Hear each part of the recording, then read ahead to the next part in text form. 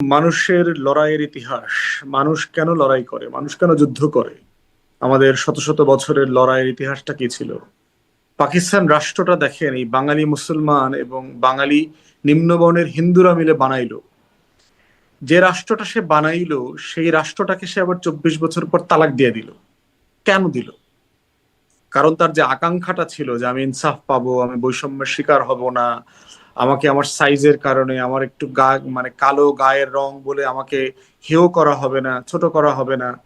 এই কষ্টগুলোই তো জমেছিল, এই কষ্টগুলোই তো তখন মানে মানে এক্সপ্লোড করছে, ইমপ্লোড করছে 70-এর নির্বাচন এবং 71-এ। এবং এটা হওয়ার পরেও তো আপনার লড়াইটা থেমে যায় নাই। 75-এ একটা বড় ঘটনা ঘটেছে, এরপরে 81-তে ঘটেছে, 90-তে ঘটেছে, এবং এটা ঘটে চলছে। এবং সামারালি আপনি তো পলিটিক্যালি প্রত্যেকটা ঘটনাকে ইনসাইটে গিয়ে বিবেচনা করতে পারবেন। দিন শেষে আমার কাছে মনে হয়েছে ইনসাফ is the essence of the struggle. কারণ এটার কারণেই ব্যক্তিগত মানুষ হিসেবে আপনার ভেতরে যে ক্ষোভ জমে না, এই ক্ষোভটা তো জনে জনে বাড়তে থাকে। সমাজের ব্যাপারে, সরকারের ব্যাপারে, দেশ যারা চালাচ্ছে। হাসিনার বিরুদ্ধে কেন এই ক্ষোভ?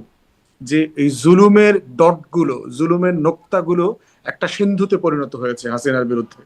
16 বছরে তার বিরুদ্ধে অভিযোগগুলো কি? ইনসাফের অভিযোগ আসলে। যে আমি গণহত্যার শিকার হয়েছি, আমাকে বেশি দামে জিনিস কিনতে হয়, আমাকে ভোট দিতে দেওয়া হচ্ছে না, আমাকে পুলিশ মারে, আমাকে এক্সট্রা জুডিশিয়াল কিলিং করছে। আমি একজন গবেষকের সাথে কথা বললাম, জাতিসংঘের সাথে কাজ করেছে সে, মানবাধিকার সংগঠনের সাথে কাজ করে।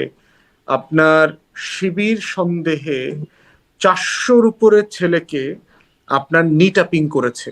সাতক্ষীরা, ঝিনাইদহ, কুষ্টিয়া নিটাপিং করেছে কিভাবে দেখেন? আপনার যে রাবার বুলেটের যে শেল আছে, এর ভিতরে 400টা বুলেট একসাথে থাকে। এই 400টা বুলেটের একটা একটা জিনিস, প্যাকেজ, হাঁটুতে ধরে একসাথে গুলি করে দিয়েছে। এবং ওই লোকগুলোর হাড়গুলো, হাড়টা সিম্পলি গুঁড়া হয়ে গেছে। সিম্পলি হাড় বলতে ওখানে আর কিছু নাই। মেরুদণ্ডে গুলি করেছে। 400 বুলেট যদি একটা মেরুদণ্ডে এট এ টাইম আপনার চলে যায়। এবং তারপর অ্যাসাইন করা ডাক্তার ছিল, থানায় নিয়ে থানার টেবিলের উপরে পা রেখে ওই পাটা কেটে দিয়ে আসছে। আর বলতেছিল ডাক্তার যে তুই মিছিলে গেলি কেন, তুই শিবির করিস কেন, তুই আওয়ামী লীগের বিরুদ্ধে স্লোগান দিলি কেন? তাহলে আপনি চিন্তা করে দেখেন, এই যে জুলুমগুলো হইছে, এগুলোর কালেকটিভ কিউমুলেটিভ এফেক্ট হচ্ছে শেখ হাসিনার পালায়া যাওয়া। তো এই জন্য রাষ্ট্র আকারে আমরা যারা রাজনীতি করছি, নতুন প্রজন্মের যারা গণ অভ্যুত্থানে অংশগ্রহণ করেছে, করে নাই, প্রত্যেকটা রাজনৈতিক কর্মী আর নাগরিকের পথ চলার এসেন্সটা হচ্ছে আসলে ইনসাফ। আমি যা করছি, অন্যের প্রতি এটা জুলুম করবে হবে কিনা, অন্যের প্রতি এটা অন্যায় হবে কিনা, আমি যা করছি আমি নিজে ঠিক কাজ করছি কিনা। এই ক্রিটিক্যাল জায়গা থেকে আমাদের পথ চলাটা খুব জরুরি। আদারওয়াইজ আমাদের এই কষ্টের ফলে নতুন বাংলাদেশটা তৈরি হবে না যদি আমরা এটা ফেল করি।